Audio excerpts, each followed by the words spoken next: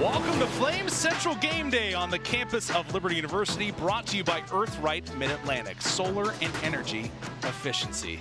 Well, the Jokers are out after 5 picks last week. The school has taken on the theme. People are getting painted up everybody in the supermarket. Yeah. No, I'm just kidding, but still. Fun to see a coaching staff bring an element to a team, and then the fans absolutely love it. What are your guys' thoughts? Man, the Joker, Liberty University, right? Bringing out the Joker mask. I thought it was amazing. It brings great chemistry. But on the other side, they have a coach. New Mexico State University has a coach named Jerry, and his last name is Kill. So Jerry is no joker. That's right. Kill. He's looking to kill Liberty today. Listen, I like the fact that he reached down and pulled out the money bag, and that's what I want to see today. Show me the money. Show me the money, Pick baby. sixes all over the place. Let's go. Love it. Hey, Rhett McGibbon here alongside Bad Lee, a 2-time All-American with JMU. I know JMU's like some bad words around Liberty. Let's go. I didn't wear the ring today. We're going to forgive you today. We're giving you a pass. That's right. Today. Hey, took down UVA today. That's a good win. That's big. That's good. Big for JMU. Walter Virgil Jr. as well, joining us from St. Paul's College. What was the mascot at St. Paul's? The Fighting Tigers. Oh. Come on, Tigers. Yes, sir. You guys got that drip? Boom. Oh, Boom. yeah. Oh, no, listen, Boom. we actually look like the Cincinnati Bengals. Oh, I love and so that. whenever that's we pretty travel, good. the little kids will just run behind us. We're like, oh, no, we're actually at college. Yeah. Love it. Well, hey, a lot to get on the show today. We're going to be talking to Judy McLeod, Commissioner of Conference USA. We're going to take a look at the quarterback battle, Diego Pavia, Caden Salter. That'll be a lot of fun. Also, we'll hear from the coaches as they stepped off the bus earlier today. But let's go back to November 26th last year. It was a day Flames fans will hate to remember, in all honesty. News broke out about Hugh Freeze potentially going to Auburn. That would come true. But then the Aggies come to town and romp the Flames. Man, the Aggies came out and they were playing for something. The Aggies were playing for bowl eligibility, and Liberty, you know, when you hear about that in your locker room, right, when you hear about that, it can really get to the team. It can be a really big distraction for the team. No, and I think to your point, that's what the guys really shared with me last year, just how disappointed they were to find out how they found out, and it was apparent on the football field because they were totally disconnected. Yeah. Is this a revenge game? You know, you hear a lot about that, fans on Twitter saying, this is a revenge game. We got to get him back. But do the players buy into that at all? You know, being that they have a new coach and Coach Chadwell, you know, he's not buying into that theme, right? This is his first year. He was not here last year. So he's preaching a message of getting better, right? Doing better than they did last week, going to win this game instead of being a revenge game. Yeah, no, but I think that a lot of the guys that were here, there is a nasty taste in their mouth. Sure. And they want to come out here and they want to be able to show what they can do, and they want to win big at home today. Absolutely. Yeah, especially after getting romped. Like you see the score right there, 49-14, lowest offensive output on the season for the Flames last year. And Diego Pavia, 6 total touchdowns. He was a maniac in that one. All right, as we look at the series history, these two teams have met 5 times. It's a closer series history than you may believe. 3-2 in favor of the Flames. And the last couple games have been blowouts, but the 3 before that, all one-possession games. Man, that just tells me that it's a fierce competition out there on the field, right? You know, you got guys that are from all over the country, right, going at it and looking to really just represent Liberty and New Mexico well. Yeah, I mean, I'm gonna be honest with you. I didn't. The game last year was definitely a blowout. But prior to, you know, those things have been close, and I think that today I'm anticipating a really close game, and these guys really going after it. I agree. I thought you were going to give away your game picks, Walt. I I was about to get after you. I was That's thinking coming about up. it. Yeah. I was thinking about it. Later in the show. Yeah. All right, let's dive into our scouting report brought to us by Century Exteriors. And when you think of these two teams, a lot of what comes to mind is the run game, right? Yeah. Both these teams, they use a little triple option, and both quarterbacks can sling it. You look at just the yardage that New Mexico State puts up so far in the season and the points per game. These are two teams, and especially under the Jamie Chadwell offense, that was able to put up some points under the, you know, the Coastal Carolina time. I think you know them for their offensive capabilities. Yeah, I mean, New Mexico State is really lighting up the scoreboard right now.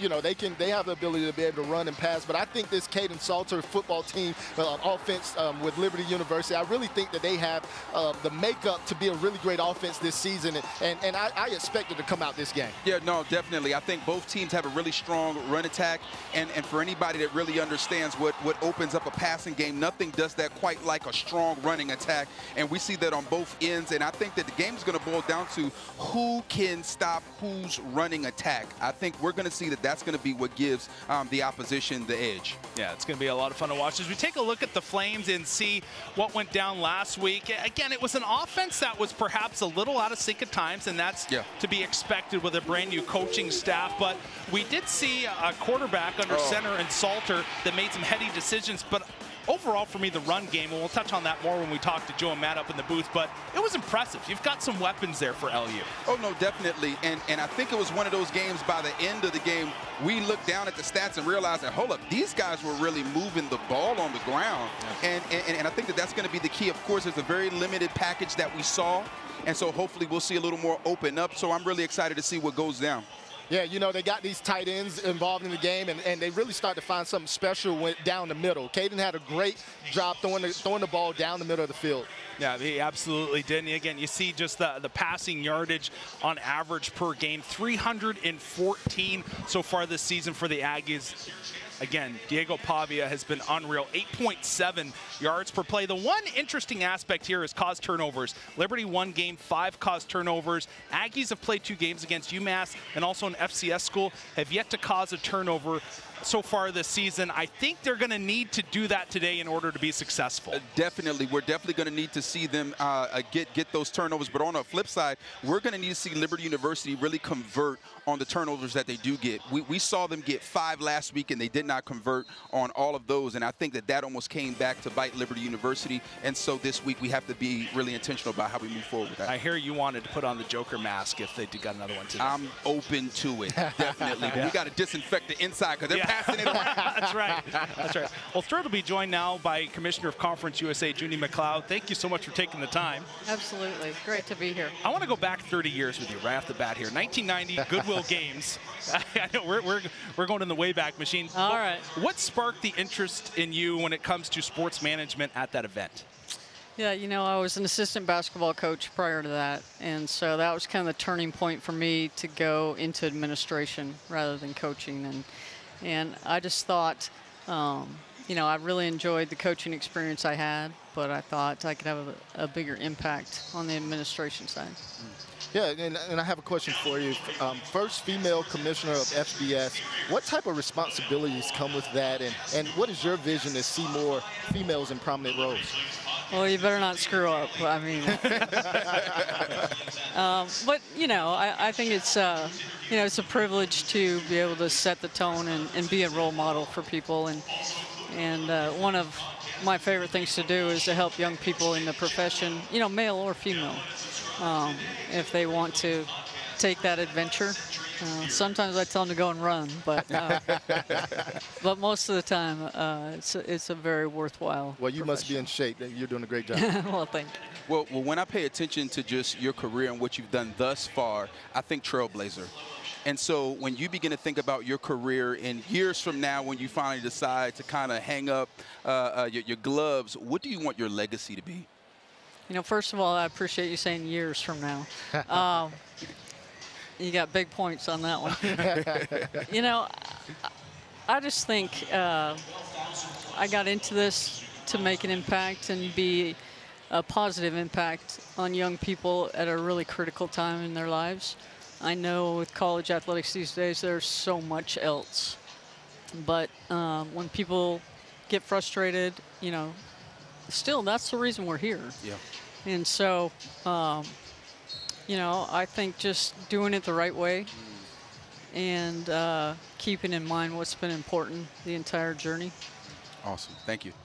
When we look at today's game, obviously new members to Conference USA, New Mexico State and Liberty, and obviously Conference USA and a lot of conferences have undergone a lot of change. But when you look at these two schools, what made them attractive options to the conference? You know, it's felt like we've been waiting for this day for a long, long time. You know, we're so excited about the new group, and we're finally playing now. Both of these schools have so much to offer. Your fans will know on Liberty's side everything that's made them attractive. I can't tell you how much Ian McCaw's leadership has been great for our conference and for the other ADs. You know, he just gets it, and he's very sensible and well thought, you know, as his process. New Mexico State, just brings a different energy. You know, you go there, that entire city is into what they're doing. And I think pairing them with UTEP out there in the West has been a great partnership, and we're going to see that rivalry just grow and grow as it makes those games are more important now to play for conference championships. So both of them are different, but they really fit. We were looking for hungry programs that wanted their chance to go make a difference. And so that's what we found in both of these guys. Obviously, exciting schedule this year, in October midweek games is a big part of that. That decision-making process, what was like, okay, that is the selling point for me that we have to have these games? You know, we were looking for exposure. We were looking to increase revenue. And so we got to a point where we may have to do something a little different. And the opportunity to be the only game on national television on those days, that's hard to pass up. But I have to give credit to the coaches, because we went to the coaches first and said, all right, guys, what do you think? You know, and they all bought in and said, let's go. And that was really the key, because, you know, if your coaches don't buy into that process and that opportunity, it's probably not going to be successful. Well, hey, thank you so much for taking the time to sit on the desk with us today. I hope you enjoy the rest of your time in Lynchburg, and I hope it doesn't rain on you tonight as well. Keep our fingers crossed. Yeah, thanks for having me. For sure, for Thank sure. you.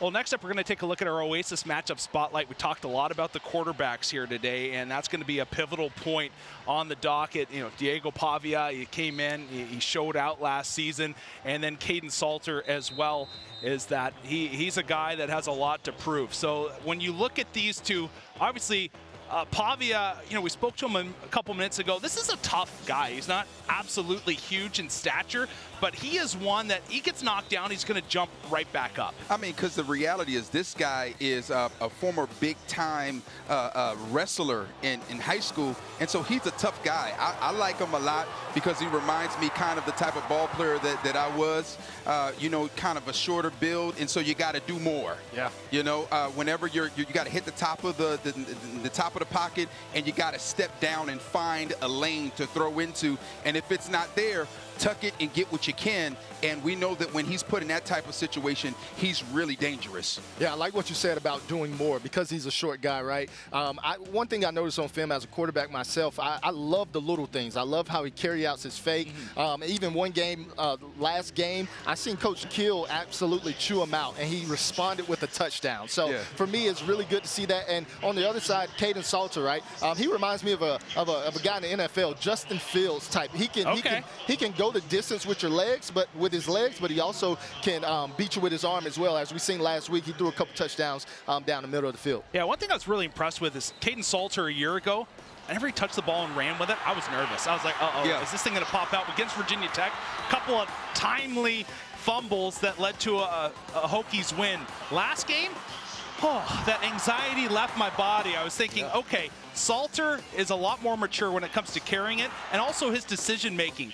Not every time there's some open space in front of him, he's going to run upfield. He looks for the quality pass. Yeah, no, and the thing is, in last week, really saw him operating another level of patience and self-control. And this play right here, where he was able to put that strong safety in a bind and was able to make that timely throw, he released it right before it opened up to be able to hit his guys right in the numbers in the end zone. It was really impressive. He's growing up right before our eyes. All right, we jump now to our field pass presented by Carl Miller Realty. And joining us, Bentley Hanshaw. Bentley, thanks for joining us here, bud. What's up, guys? How are we? Doing well, doing good. Let's go to last week, get a touchdown, game one of the season. And when you look at last year, it took to the bowl game to get your first touchdown. How much of a relief was it for you to get a touchdown in the first game? You know, man, it's just fun. It's just fun. Like, you want to do whatever you do. We all want to score. I would have been happy with a couple catches and no touchdown, but love the touchdown. Looking forward to more, for sure. Man, how much fun are you having down there with AirPods in your ear, right? Getting a good stretch. I don't know what that stretch is called right now, but we're watching it, big boy. Yeah, I'm looking for you guys. This is a first Looking for me. good. Thank you. Thank you.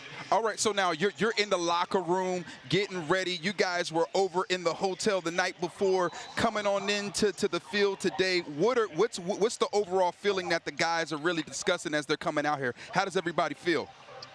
Everyone's amped up. Like, we wouldn't be real if we didn't remember last year and what happened here. So I think everyone's a little juiced. Everyone's got a little chip on their shoulder, and even though there's a lot of new players in the team, I'd say everyone's pretty ready to go. So should be a show.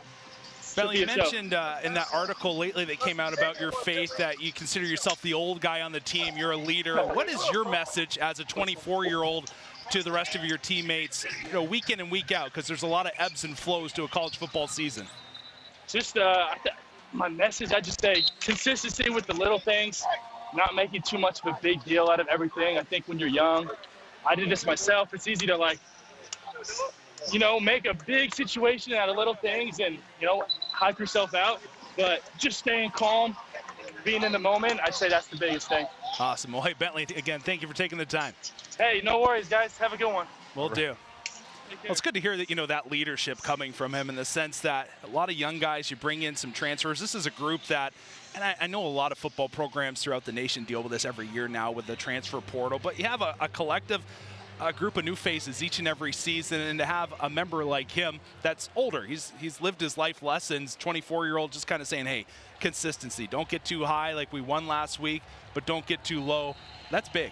It makes a big difference in the locker room. This Liberty team is looking for their identity, if you will. Yes. This is game number 2, right? And this is an opportunity for them to be led by a guy like that, to be able to, really just come together as a team and show what they have today. Yeah, and the thing is, and we know that, it's always those older guys in the locker room and the stance that they take that really sets the temperature. Those guys are the thermostats, regardless of how many times they get the ball or if they don't get the ball. That social dynamic of them being able to say, listen, this is how we're going to approach this situation. This is what we're going to be doing, and having a way of rallying everybody around. If those guys are up, man, something special could happen. But if those guys are down and not focused, it could really hinder a team as well. Good. So it's good to be able to hear a guy like that. With that, it kind of gives me the feel that there's other guys that are leaders on the team that share those same sentiments. Absolutely. 100%. Well, it's the moment you've all been waiting for. Time for a little Yock talk. Matt Warner, Joe Yock, up in the booth with us. Boy, Joe, that tan looks like you've been down in Sandals, Jamaica with Michael Scott. Let's go. Like, you're looking good.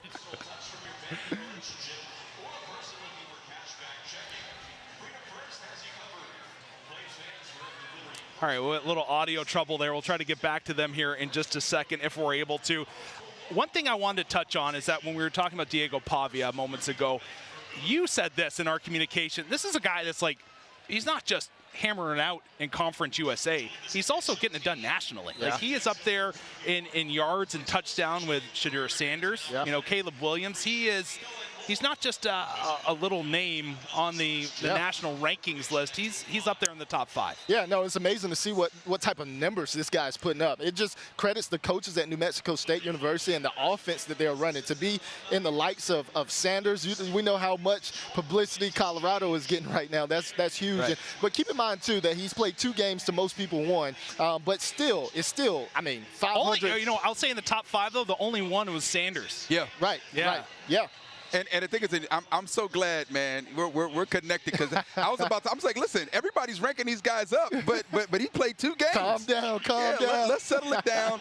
I know he came off of a big year last year, so everybody is still big on him, but still, there's still a lot this guy has to show me. I've been watching him, not a huge arm, but the guy is a playmaker. You got to get your hands on him. If you don't, he's going to cause trouble. All right, we teased you just a second ago. Matt Warner, Joe Yock, back with us now, and raring to go, talking about the run game on both sides. Yeah, actually, Joe just finished all of his good points. I don't know what he has left. We appreciate it, guys. I got to say, when you do the Henshaw, Bentley Henshaw, is the greatest name in college football. Take a ride in my Bentley Henshaw. That's right. Joe was doing that same stretch that Bentley was doing here a second ago. Let's talk about this run game, Joe. Let's start with Liberty.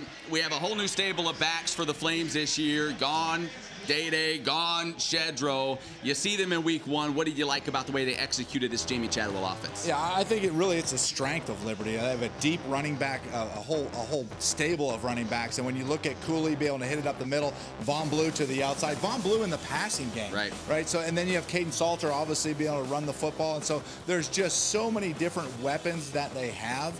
They can beat you up the middle, which I think they're going to try to do some of that with Quentin Cooley today. But then also they attack the the outsides and with the speed of Von Blue on the outsides, that is the strength of this offense. And maybe the most underrated guy, Billy Cool Hand Lucas as well, who we saw running a touchdown last week. On the other side for New Mexico State, they put up 270 rush yards a week ago. We know Diego Pavia can move around a little bit, but they have a whole stable of backs and playmakers as well. Yeah, Jamani Jones, obviously a big, strong kid that'll hit you up the middle. And then Star Thomas. Yeah. Star Thomas is a guy that was 225 pounds, slimmed down to about 215. So you saw it in the UMass game. He has the breakaway speed. But I'm going to tell you right now, this is what you're going to get from New Mexico State. New Mexico State today. They are going to attack the belly of the beast. They think that it's a soft belly there in the middle of Liberty's defense, and I think you're going to see them go right downhill and try to attack them right in between the tackles. And maybe an X factor to keep an eye on, guys. Eli Stowers, the backup quarterback. They get him in there, and he is a freak athlete, transfer from Texas A&M. Keep an eye on him as well, guys. For sure. Yeah, I mean, I was wondering about Billy Cool Hand Lucas. I was, Joe was all about him last week, and then this week he left him off the radar. But yeah, good stuff from Matt and Joe. The run game is going to be fun to watch today for the Aggies, and they mentioned Star Thomas. He's the one that makes myself nervous when you look at the Flames, in the sense that big, powerful back. They didn't tackle well a week ago in the Flames. Can they get arms around this guy and wrap him up? Yeah, Star Thomas is a great talent. I listened to an interview this week where Coach Kill mentioned that he's a captain, right? And he's somebody that he would want his son to be like. So he's not just a phenomenal football player, but he's also a phenomenal man as well. So I'm looking forward to, they do all types of stuff with diamond formation and everything. And then for Liberty coach Chadwell, it's kind of been his MO since Charleston Southern, when he was at Charleston Southern, to be a physical football team, right? He wants to be a physical football team to make some plays, and we need to see that physicality today. Yeah, and the thing is, especially when you talk about their intentions to really run up the middle, especially right now, where right now I think it's always a game-to-game decision if Kendi Charles is going to be with the Liberty Flames. And today we're still looking out to be able to see if he's going to come out. I'm not quite sure if he's going to show up, and so for that reason, there's a significant void of just a seasoned veteran up the middle that really plugs things up. And so we got a couple of guys that are going to have to step in there and be able to show what they can do to be able to protect the middle. And so we're going to learn a lot about this defense today. Body is the one who's going to have to step up. He's going to have to. He's going to have to. Sack and a half last week. It was a solid showing, but I would say a different animal today with the run game of New Mexico State. Definitely, definitely. And so, there's going to have to be really good communication, because they like to run that triple option. And we always know that if you're talking about defenses that are looking to really stop a triple option, when you have, an offense that has a three-headed monster, you have to be disciplined. You have to pay attention to your keys, and you can't be looking beyond your key. You got to be disciplined, and I think that's going to be the challenge on both ends of the ball for both defenses, and whoever does it the best, I think they're going to get the outcome with the win. Well, that three-headed monster took off when Jerry Kill stepped on campus of New Mexico State. He is standing by with Emily Austin. Thanks, guys. Here with Jerry Kill. Coach, you guys were rolling in the second half last week. 38 points that you guys put up in that second half last Saturday. What was rolling for you guys offensively, and how do you look to bring that momentum into today's game? Well, I think we, opened up a little bit, and we've got some kids that can catch the ball, and we just opened up the offense and had some kids make some plays, and just didn't run the football all the time. So it was a good bounce, and hopefully we can keep it going. Your defense faces a mobile, athletic quarterback in practice every single day. How can that help prepare you guys for facing a similar quarterback in Caden Salter today? We're gonna find out, because the young man that we're going to defend is a very, very good athlete. Their whole offense is a little bit unique, and we used to study Coastal Carolina when Coach was there, so we know what we're going to see, but the athletes make everything look a lot better, and he's special. Our guy is similar, and hopefully the similarities will help. All right, thanks so much for your time, Coach. Best of luck out there today. Thank you, appreciate it.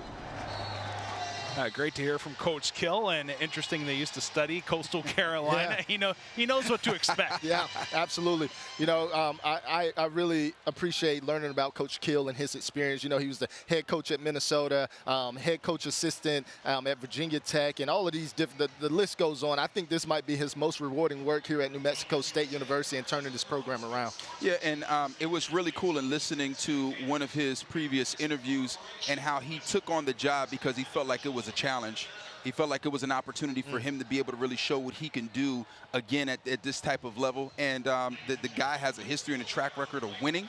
And I think whenever you come into a struggling program and you're able to turn it around and really allow it to become a force, I think that really speaks to you as a coach and what you have the potential to do as it pertains to your legacy. Yeah, for sure. Well, talking about turning around, freedom first inside the numbers, we're going to look at this defensive unit that has turned it around in so many multiple categories, and it's impressive, okay? 2021, 40.2 points allowed per game.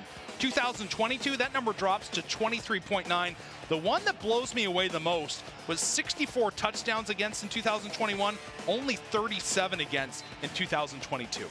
Man, things just seem to really flip for the New Mexico really State University because their offense is having parties in the end zone, right? Where the defense, I guess their offense is so explosive in practice, right? They're probably scoring something, right? So they get used to that environment when they go into a real game because they have a really good quarterback, really good offense, and now here they go against competition. They feel like they're confident because they feel like they've seen it all. No, and the thing is, and we always know this, that defense wins championships, defense wins games, and when your defense can keep your offense on the field, you know, it gives your offense more time to develop, more time to become comfortable with what they're doing, and so it really works hand in hand. It's really wild to see that type of drastic turnaround within such a short amount of time. I don't want you guys to name names, but was there a year in your playing career, it could be high school or university, where it's like, all right, our D is not up to snuff? What is that? How does that wear on the mind of yourself as a quarterback? Is it more like, oh man, we got to get points every time we step on field? Yeah, you think about the defense putting stress on you, right, when you're out there playing, but no, your defense can put stress on you because when you get out on the field, you feel like you have to make a big play because we got time that we're trying to manage, we got the scoreboard, we got all of these different things that really can be a distraction for a quarterback. So it's important to have a really strong defense to be able to play with as a QB. Yeah, and the thing is, when your defense isn't doing a great job, you don't have much time to get things rolling. Right. You know, they're out there. The opposing offense is getting all of that time, and you're cold. All of your boys are cold, and you guys have to go out there and get warmed up, and you have to get a first down. You got to get a drive going, and it's always hard to do that when your defense isn't taking care of business and getting you out there. It's good. Well, head coach Jamie Chadwell hoping that the Aggies defense not up to snuff today. He met up with Emily earlier today as well. Thanks, guys. Here with Coach Chadwell. Coach, last week you talked about having some anxious feelings going into game one with so many unknowns. Are you feeling a little bit differently this week? Yeah, I think you feel better about what your team is and who they are. Obviously, it's still a big challenge, but at least personally, I'm feeling a little bit better about it. Now we'll see how we play. How do you think your players responded throughout practice this week, having that little bit of success with that game one victory? Well, I thought it was actually a good week. They know the importance of this game. Obviously, the guys that were here before know what happened last year, but you know, majority of guys, our big focus has been it's a conference opener, and I thought they practiced well. Awesome. Thanks so much for your time. Best of luck in today's game. Thank you. Guys, back up to you. Let me say this. Great to see a smile on his face this week. Poor guy last week, first game at home. You could tell the nerves were getting to him, a little uptight. But this week seems a lot more cool, calm, and collected. Yeah, got win number 100, right? Yeah, that's right. Coach Chadwell's, he wants to have win number 101 today. And, you know, he talked about the defense and how confident he is in the defense. And this is going to be a test for them because he talked about the conference opener. This is the conference opener, so you really want to set the tone when you have the first conference game. Yeah, no, I had an opportunity to be able to make my way to practice this week, and the energy was just electric. You know, the one thing I like about this coaching staff is not a whole bunch of rah-rah, a whole bunch of yelling. Yeah. It's more so a lot of communication and an expectation of execution, and the guys were executing, and it looks like they plan on opening up that playbook. They were slinging the ball around a lot. Let's see it. And so I'm like, all right, let's go. I'm up for it. Man, my man got the inside scoop right here. Right? Matt, you said you got to hear Coach Chadwell speak earlier this year at a convention. What impressed you about him? Yeah, I got to really just really listen to his words. You know, he has that strong Tennessee accent, which is where he's from. Yes, sir. It was at the American Football Coaches Association, and he talked about purpose, right? He talked about his purpose as a coach and his purpose as a man. So I think he's a home run for Liberty University when they were able to hire him. You know, I actually wrote a book titled Purpose Over Position, and I can tell you what, Coach Chadwell has maximized his opportunity. Every position that he's been in, he has absolutely maximized it for purpose. Did he write the foreword in your book? You know, I'm getting right the next one. There you go. I'm getting right. I love the plug. That was a plug. I love it. That was good. Come on. Great stuff. Well, hey, we're just starting to have fun here. Still a lot more to come on today's show. Make sure you stay with us. We're going to head into the studio with Emily Austin as she talks with head athletic writer Chris Vanini. And also we have Vad and Walt giving us their keys to the game and lots more. So make sure you stay with us. We'll be back in just a moment. Awesome.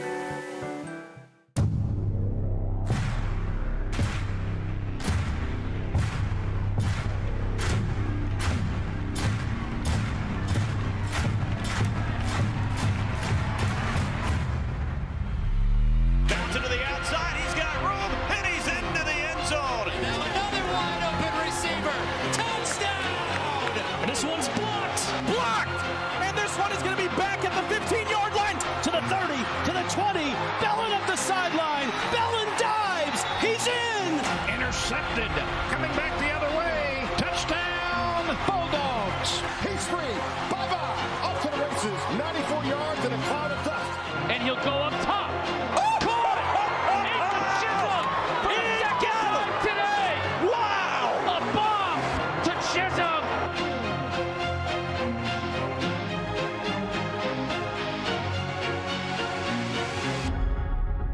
William Byron's going to win. William Byron wins it at Atlanta. Hugs that white line, drifts up and comes to the line. Wins it.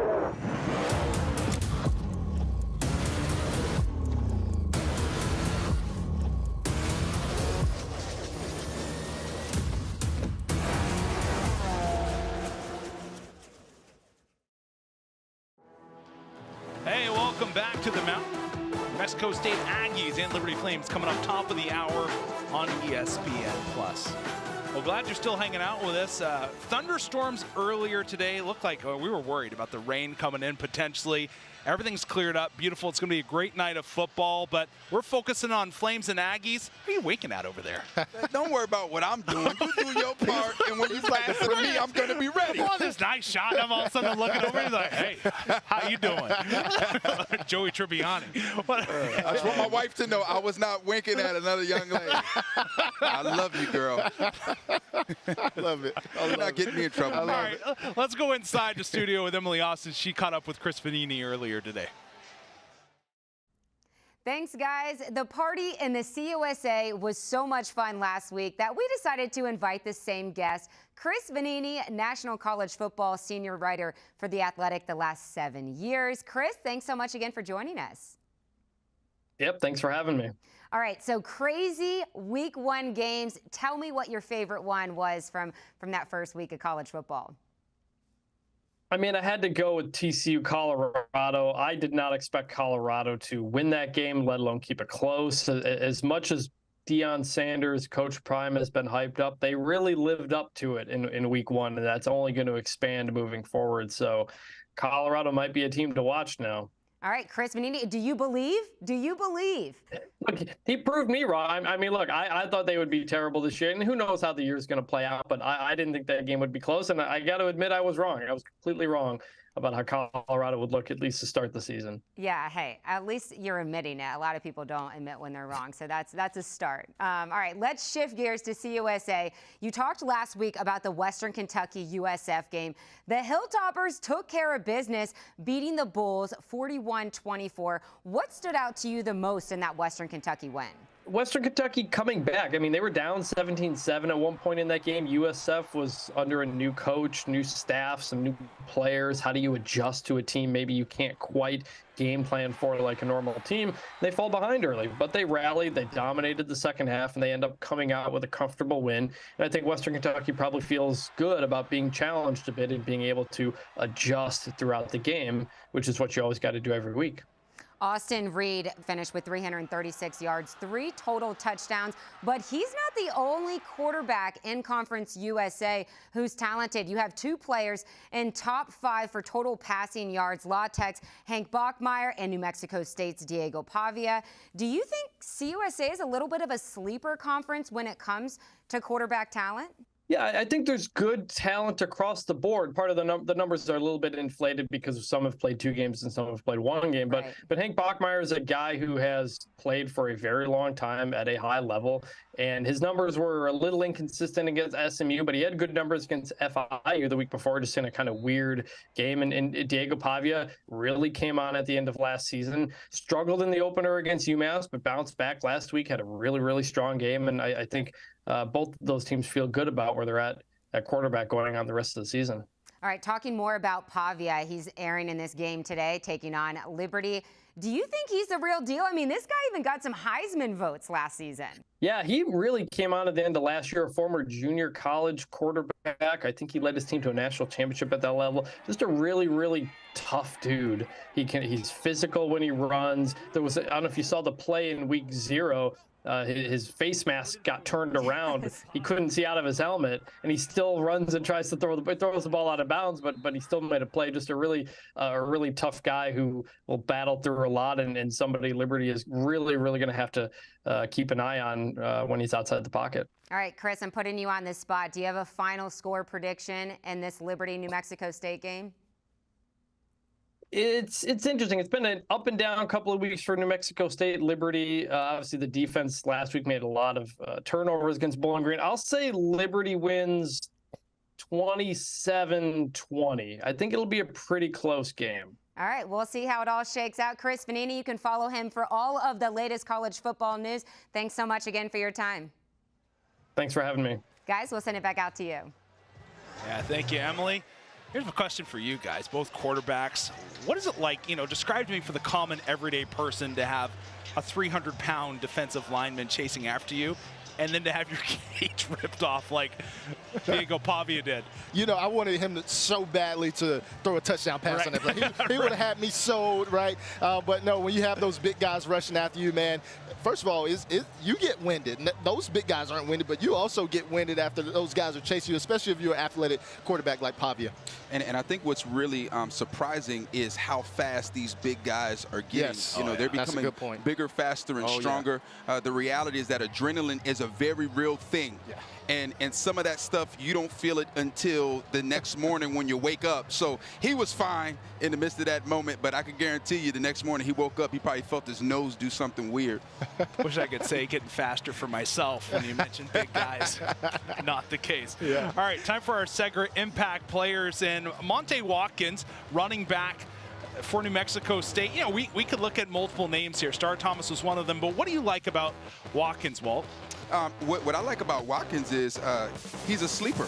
We haven't been doing a whole bunch of talking about him, but I think this guy is he's really something special. He's more so, he's not really the bruiser. He's more of the speedy guy that'll be able to make it happen. Like you can see right here, he's somebody that we're going to have to watch. He's going to put pressure on the edge. And if Liberty does not keep contained on him, he's going to be a big problem. As we move on, Keyshawn Elliott, Mike linebacker for this team. Run stopper, would you say? Yeah, definitely run stopper. He's a guy that plugs up the holes. A guy that's aggressive. That's willing to go in there, put his nose in there, like they would say back in the day, right? He's really put his nose in there and be a strong player. How important is he going to be today? Oh, very important, right? This New Mexico State defense is going to be very important, especially led by their leader, right? It's going to be important because these offenses can score touchdowns, right? And they have a mobile quarterback, so being able to spy the quarterback, right? Being able to spy Caden Salters is important. Yeah, no, and the thing is, I think a lot of those cues are going to be the same on both sides. This is my guy. I'm telling you right now, Austin Henderson, we haven't been hearing a whole bunch about him, but I think as a result of the Liberty University opening up their package, we're going to see more from from this guy. We saw him at BYU do something big in the corner of the end zone, and I see them open it up. Jerome Jolly, 2 interceptions last week. This is a guy that started off defensive back for Liberty. Now Jolly, linebacker, a bit of a hybrid, I would say. Plays both positions, a little safety as well, but coming out big. I remember reading about him as a freshman season, saying this is a young man that has a lot of talent. He's going to be able to do big things. It took a couple of years, but he showed out last week. Not super physical, and he's one of those guys that always finds himself in position when a quarterback gets flustered and there's a ball that's not really confident floating around in the air. He's one of those guys that is going to find himself in position naturally due to his defensive alignment that's in that nice soft spot in between, and we have seen that he's proven that he can actually get his mitts on it and tuck it and secure it. All right, I'm almost tempted to kind of like slack the tie here a little bit. I want to go back to Austin Henderson, get comfortable in this conversation. Let's because do it. People are going to look at this and say, all right, well, 1 touchdown last year, 1 touchdown in his career. He hasn't done a ton. What is it that you like so much about him that you wanted him to be your impact player? Well, he's a guy that, first of all, passed the eyeball test. When you talk about a guy that can play at the next level and the way that he's built, you look at his footwork, you look at his hands. This guy is special. I had an opportunity, like I said, to slide into practice, and there was a lot of balls going in his direction, and all hands, no body catching. All hands in the right place, good chemistry with him and Salters. Salters feels really comfortable with him, and the guy can run. Yeah. But also, his coaches likes him a lot because he doesn't slack on his blocking assignments. And so they really like him a lot, and he's somebody that they think can play at the next level, and I agree with them.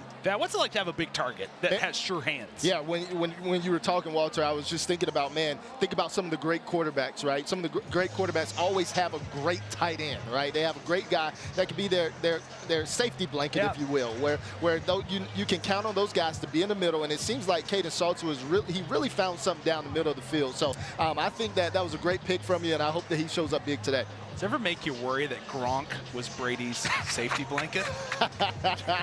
Gronk is wild, right? We should have Gronk on the show. I don't know about that. Wouldn't be Liberty approved. We'll put it that way. All right, pop quiz time.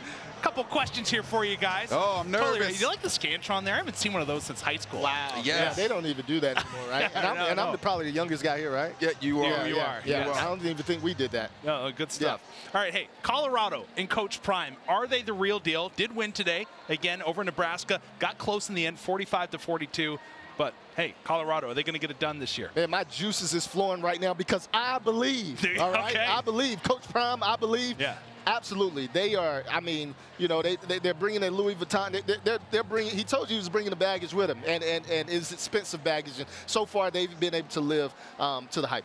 Yeah, and I think what's important, and when we're talking about college football, if you have a guy with a big arm that's talented, that makes good choices, and you can protect him long enough for him to get the ball off, you're going to see special things and you can compete.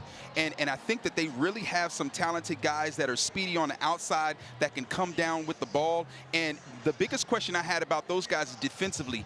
Can they stop those offenses that they're going to be seeing? And clearly today, with a run-heavy Nebraska, they showed us that they're tough and that they can be able to stop that run and they can stop those big-time offenses. I'm not saying that Nebraska is a big-time offense, but we were wondering how they were going to do against a bigger program. And the thing is, and they showed us what they can do. 2-0. 2-0. Yeah, that's right. Question number 2, you hear a lot about quarterbacks in the draft, and you think Power 5 conferences. Group of 5, Austin Reed of Western Kentucky is one of the better ones. Where do you see him getting drafted potentially? What round? You know, strong arm, big body. You know, I probably have to say 6th round if I could guess. Yeah. Yeah, no, I mean, I think this year, he did some great things last year that really got him some notoriety and some buzz. But I think this year he's really going to have to prove himself and solidify himself as one of those top quarterbacks in the country. He's going to have to put up big numbers, and he has to show that he can close out games, that he can finish. And I think that's what a lot of teams are looking for. They're okay with the fact that he's not a Power 5 quarterback because he has pretty decent size, but he has to be able to show that he knows how to put a drive together and he can finish a game. Well, a win in week 1 against USF definitely helped him in that area. Just got a snowball off of that. Question number 3, last question. UMass. Losing to Auburn, they get smoked. Everybody kind of expects that, but they did beat New Mexico State in week 0. Could they be a bowl team? You know, I really have a lot of respect for this New Mexico State team, you know, and being that they got the win in game one, I really do think that they have the potential to compete for a bowl game. However, I'm not sure if I'm giving them the 6 wins. You're not going to jump on the Minuteman train? Yeah, I'm not ready for that right now. Yeah, no, I don't think I'm ready as well, but I was impressed to see how they really fought against Auburn. If you watch the first half, first quarter, they were really fighting. They were holding them off within the midst of the second quarter as well, but they got to show me more. All right, well, hey, every sack is a sack to give back this season. Food Lion Feeds will donate 1,000 meals to a neighbor in need for each Liberty sack this season.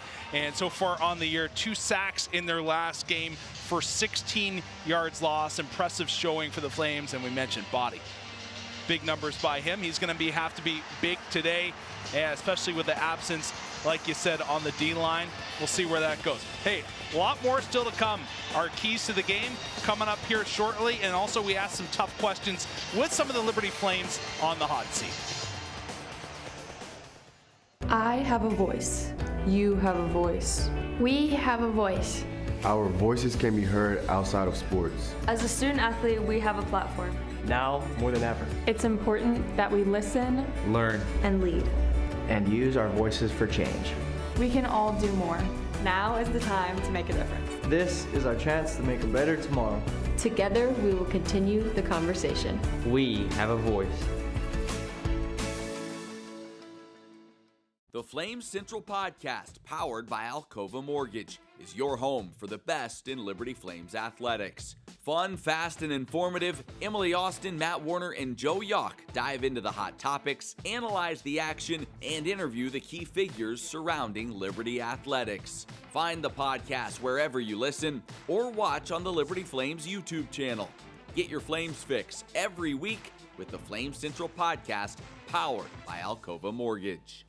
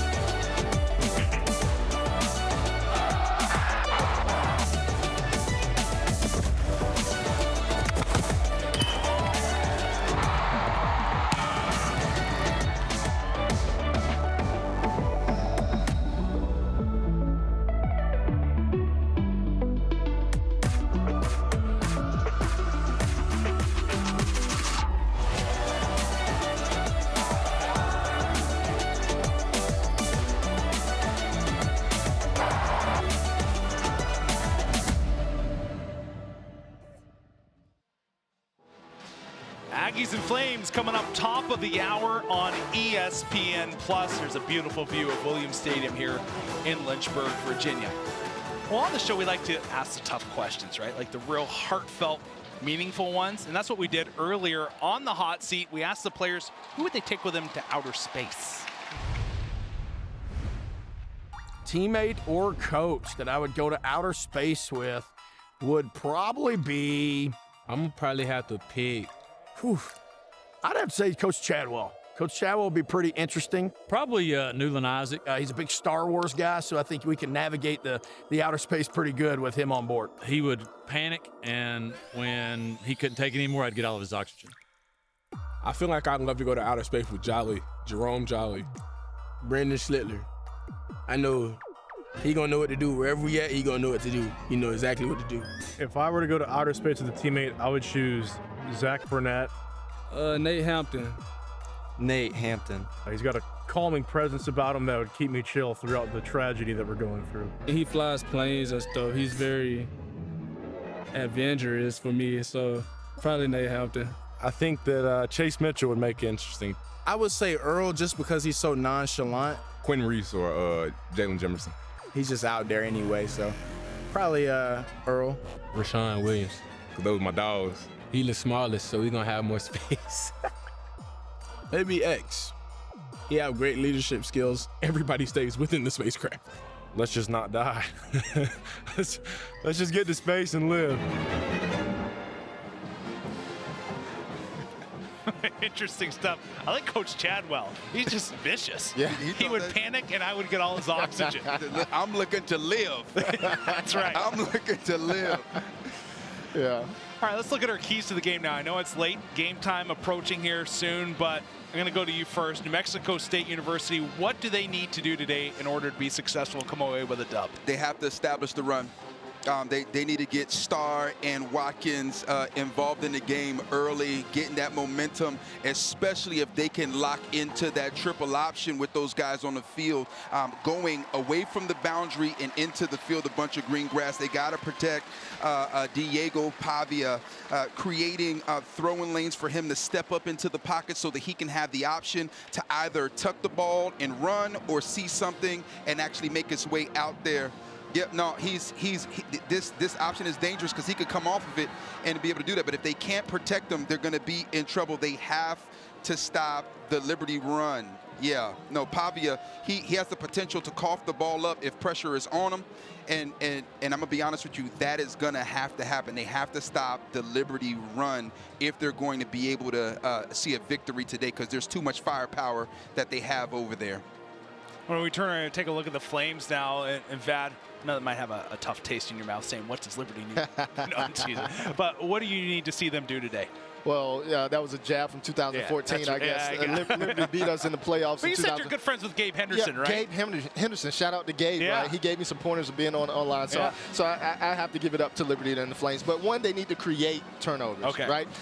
We all want to see the Joker mask again, right? We want to see the Joker mask. We want to really see them continue that streak of creating turnovers. You know, watching last week's game, it was like an episode of Oprah. You get an interception, you get an interception, you get an interception.